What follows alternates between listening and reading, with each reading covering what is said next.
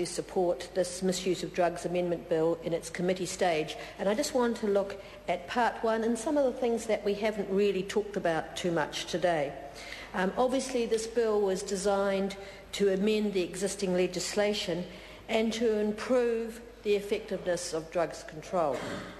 But the main purpose of the bill, notwithstanding the SOP, was to reclassify ephedrine and pseudoephedrine as a Class B2 controlled drug. It also removes thalidomide as a Class A controlled drug, allows the hazardous substances to be scheduled also as a restricted substance. It extends the definition of amphetamine analogues and extends the controls over drug paraphernalia. The reason that we are reclassifying ephedrine and pseudoephedrine is designed to close off the local source of supply of precursor substance for the illegal manufacture of methamphetamine in the country. It's just another line of attack to support the government's determination to clamp down on P and to clamp down on the damage that it causes to New Zealand's communities. At the same time as this bill being passed, the government is also taking steps to break drug supply chains and to improve the availability and access to drug treatments for addicts. It was interesting that most of the submissions to the Select Committee concerning this bill were about the drugs utensils provision. Most were concerned that by prohibiting drug utensils that it would not work, because users would make their own implements. For example, they would use light bulbs for taking pee and bits of plumbing hardware to make smoking pipes.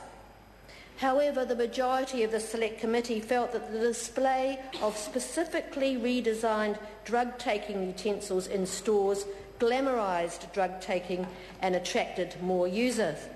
And it was interesting that this was a similar argument that was used about the display of cigarettes and tobacco products that were banned just a few weeks ago in this House. Making it an offence to sell, supply and import utensils will assist the anti-drug effort by ensuring that the public receive a consistent message about the unacceptability of illegal drugs. And I think that's a comment that's been made in the House tonight, that we want some consistency in this area. There was also concern from submitters that if cold and flu preparations containing pseudoephedrine were only available by prescription, it would be unnecessarily expensive and inconvenient for patients to visit their doctor to get that prescription. However, the committee was reassured by Professor Sir Peter Gluckman that there were plenty of effective alternatives available, and I think we agreed with them that the risk of the diversion of pseudoephedrine-based products into the manufacture of methamphetamines outweighed the benefits of their over-the-counter availability.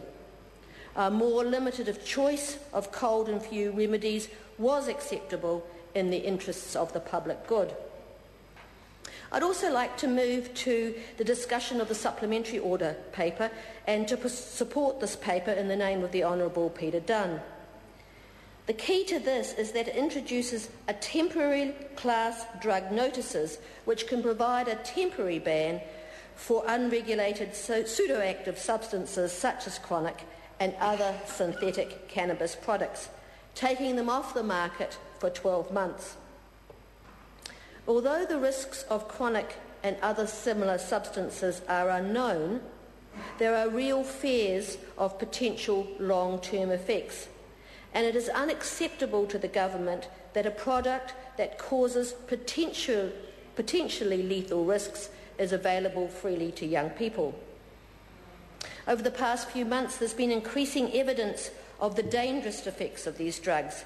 And just like many people in the House today, I have been approached by concerned parents, one of whom who'd had a really near-death experience with their son who had taken chronic. It's very frightening for the parents, but also for the community. And recently, we've also seen contamination of these products with prescription medicines. I think that these temporary class drug notices are a good interim measure, a precautionary approach. Mr Speaker.